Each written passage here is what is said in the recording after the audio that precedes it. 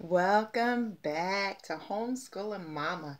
So, the big homeschool question is how do I determine how much time do I need to give my children for each area of study in a day?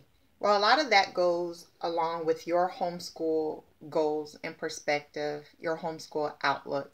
Every state has different homeschooling laws. I happen to live in a state where it is very pro homeschooling, and our laws are very beneficial for the homeschool family. And so I have a lot of freedom in how I choose to homeschool my children, which is great, and I thank God for it, right? So I know that what I'm going to share with you, a lot of it you're going to have to cipher through your state, your laws, and things that you do, right? Because some states may say that you have to spend this much time on a subject. I don't know. My state doesn't do that, okay? Now, so how much time? I have homeschooled my 5 kids for forever, right? All their lives, okay?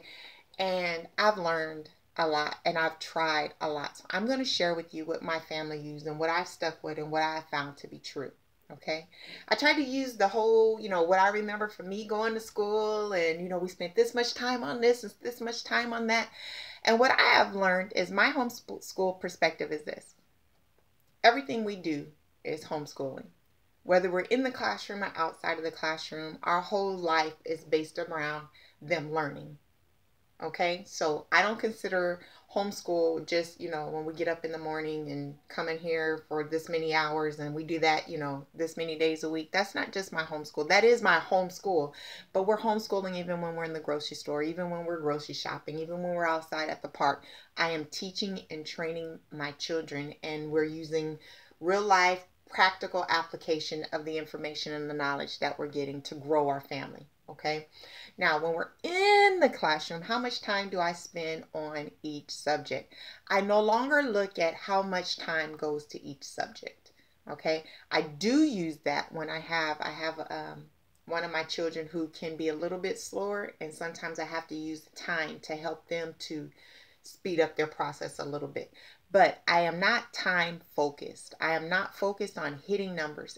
I am more focused on making sure they learn the information.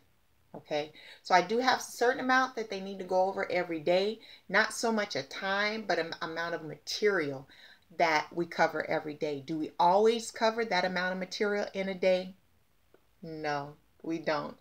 A lot of times we can go off on an adventure in something that we're learning, or we can get stuck on one part and we're just really, conversation is good, the dialogue is good, they're really into this one part, and I'll go with that, whatever flow that I sense that the children are in, because remember, my number one goal is their education, that they're learning. And if they're liking it and they're getting it, we're going to stay here for a minute and ride this wave. If the discussion gets big, I'm going to stick right there where we are with that discussion. We'll pick up on the rest later on. If I have a child who's stuck in an area, we do not move forward. This is not public school. I don't have to keep a certain pace and a child get left behind. My school's surround is based upon everything around it is dealing with my child. So I focus on whatever child needs to stay in that spot. Now, if I see the rest of the kids are going ahead and we're doing a group learning on a subject and one is stuck a little bit, they don't usually stay stuck too long because we all can pitch in and help them. If I'm not getting it, getting through to them, I'll have one of my other children try to talk to them, and maybe they can word it in a way and put it in a way that they can get it, and we typically can move on from there. We don't really have a lot of where one lags behind. Sometimes we do, and then I'll just give that person a little extra attention, a little extra work outside of class time to work on it, and to help build them up and bring them up. But the whole family helps to bring them up. But we don't have to stop everybody else from progressing. There are things that I can do if I need to keep the children still kind of moving, but kind of circling around while the other one comes back up. I have things in place where I can do that if need be. But the focus is for my children to learn. So I spend as much time as the kids need on any one subject in a day.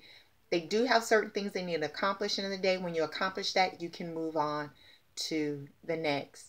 thing. I don't typically have a problem where it's taking them too long to accomplish. Now, there are days where I can sense that my children, they're mentally just not there. This is not a day for them to sit still and watch movies. They're tired, whatever's going on. It's a day to just say, you know what, let's do learning in a different way. Let's watch some movies, let's play some games, or let's just stop school for today.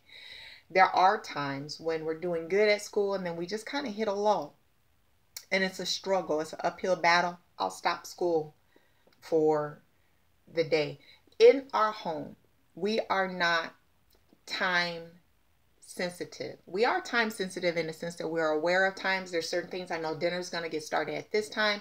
I know we're going to have lunch and generally around this time, give or take, 10, 15 minutes.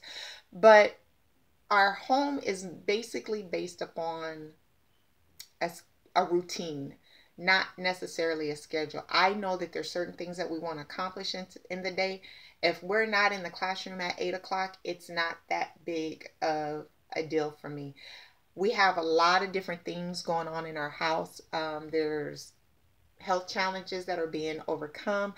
My husband has a really different kind of schedule, and if daddy's home, we will alter our schedule to be there as a family until he leaves that day for the things that he needs to do. So there's some things that we basically do around a schedule. So in your home, you need to really look at what is your outlook for your homeschool. How do you want your house to be ran? There are some people who are very time focused. They like to have a schedule and everything's on a time. That is great. I applaud you. The world needs more people like you, right? So go ahead and do that if that is something that you're doing. And what I would suggest is that you look at your child, see how much time they need to really grasp that subject. I wouldn't give them, 45 minutes for spelling when they can get it done in 10 or 15 minutes. So you can gauge a lot based upon your child. Now for math, I would suggest that you do at least, it depends on what grade your kids are in and what they are learning.